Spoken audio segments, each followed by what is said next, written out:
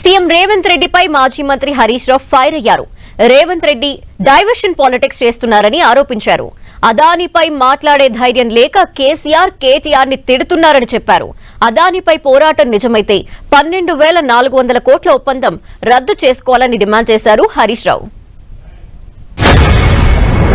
Congress party ఢిల్లీలో అదానితో వైరం చేస్తూ రేవంత్ రెడ్డి ఏమో గల్లీలో దోస్తానా చేస్తా ఉన్నాడు. మీ రాహుల్ గాంధీ, మీ ఏఐసిసి అదానిని తిట్టండి, అదానిని ప్రశ్నించండి, అదాని అవినీతి గురించి మాట్లాడమంటే పాపం అదాని మీద మాట్లాడాలంటే రేవంత్ రెడ్డికి భయం అవుతా ఉన్నది.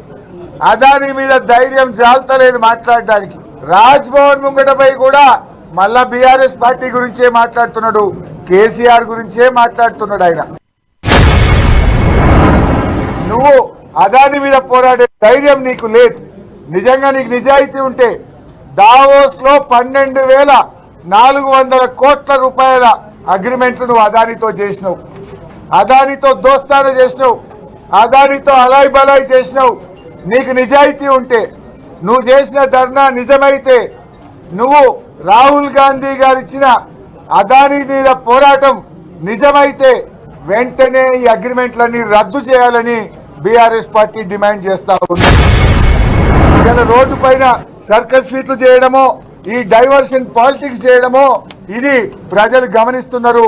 ఇది నీ యొక్క డబుల్ ఎడ్జ్డ్ పద్ధతులకు ఇది నిదర్శనం.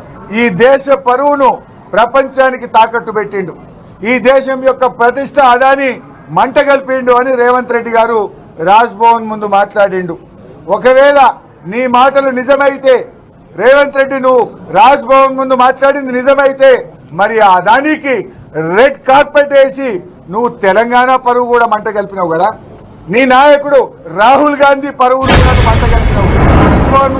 మీ ర్యాలీ దేనికోసం చేసిండే? అదానికి వ్యతిరేకంగా చేసిండు. నువ్వు ఆడ అదాని గురించి మాట్లాడినావా? నువ్వు మాట్లాడిన స్పీచ్లో కేసీఆర్ గురించో, కేటీఆర్ గారి గురించో, మా పార్టీ గురించి మాట్లాడినావు తప్ప నువ్వు అదాని గురించి మాట్లాడే ధైర్యమే నీకు లేదు. ఎందుకంటే నువ్వు అంతర్గతంగా ఒప్పందం ఉన్నది. ఆ 100 కోట్ల చెక్కు నీ పార్టీ నిన్ను తిడితే వాపస్ ఇచ్చినావు. మరి చెక్ ఇచ్చినావు కానీ లోపలికి వెళ్ళి తీసుకునే ఎట్లా? 12,000 కోట్ల అగ్రిమెంట్ల సంగతి ఏంది? మరి సిమెంట్ ఫ్యాక్టరీ సంగతి ఏంది? ఇవన్నీ మాట్లాడదాం అసెంబ్లీలో. దీని మీద వెంటనే చర్చ పెట్టాలని బీఆర్ఎస్ పార్టీ డిమాండ్ చేస్తుంది.